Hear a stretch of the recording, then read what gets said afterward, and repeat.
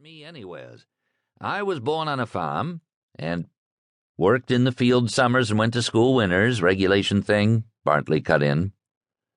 Regulation thing, said Lapham, accepting this irreverent version of his history somewhat dryly.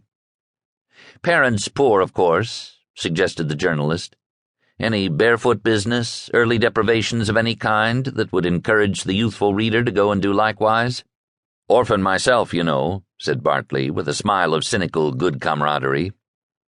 Lapham looked at him silently and then said with quiet self-respect, I guess if you see these things as a joke, my life won't interest you. Oh, yes, it will, returned Bartley, unabashed. You'll see, it'll come out all right. And, in fact, it did so in the interview which Bartley printed.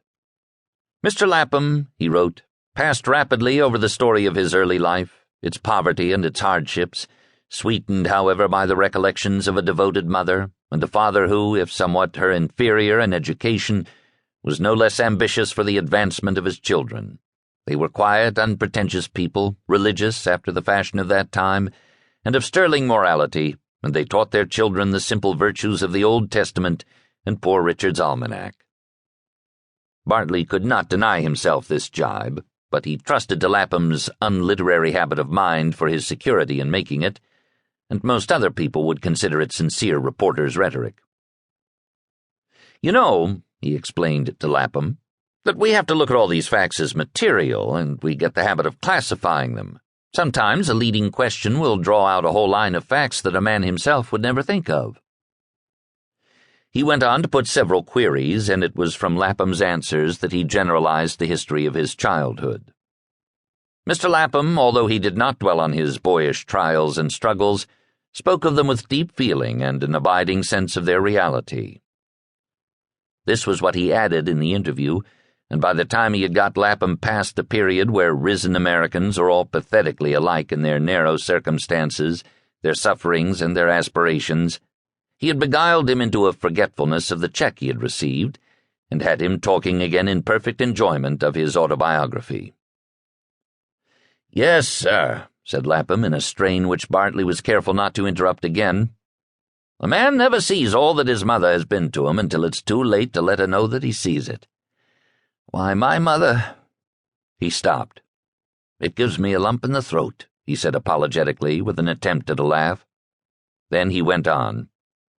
She was a frail little thing, not bigger than a good-sized intermediate schoolgirl, but she did the whole work of a family of boys, and boarded the hired men besides. She cooked, swept, washed, ironed, made, and mended from daylight till dark, and from dark till daylight, I was going to say, for I don't know how she got any time for sleep, but I suppose she did. She got time to go to church, and to teach us to read the Bible and to misunderstand it in the old way. She was good. But it ain't her on her knees in church that comes back to me so much like the sight of an angel, as her on her knees before me at night, washing my poor dirty little feet that I'd run bare in all day, and making me decent for bed. There were 6 of us boys. It seemed to me we were all of a size, and she was just so careful with all of us. I can feel her hands on my feet yet.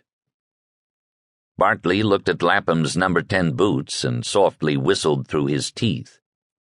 We were patched all over, but we warn't ragged. I don't know how she got through it. She didn't seem to think it was anything, and I guess it was no more than my father expected of her. He worked like a horse indoors and out, up at daylight, feeding the stock and groaning round all day with his rheumatism, but not stopping. Bartley hid a yawn over his notebook, and probably, if he could have spoken his mind, he would have suggested to Lapham that he was not there for the purpose of interviewing his ancestry. But Bartley had learned to practice a patience with his victims which he did not always feel, and to feign an interest in their digressions till he could bring them up with a round turn. I tell you, said Lapham, jabbing the point of his penknife into the writing pad on the desk before him, when I hear women complaining nowadays that their lives are stunted and empty, I want to tell 'em about my mother's life. I could paint it out for 'em. Bartley saw his opportunity at the word paint, and cut in. And you say, Mr. Lapham, that you discovered this mineral paint on the old farm yourself? Lapham acquiesced in the return.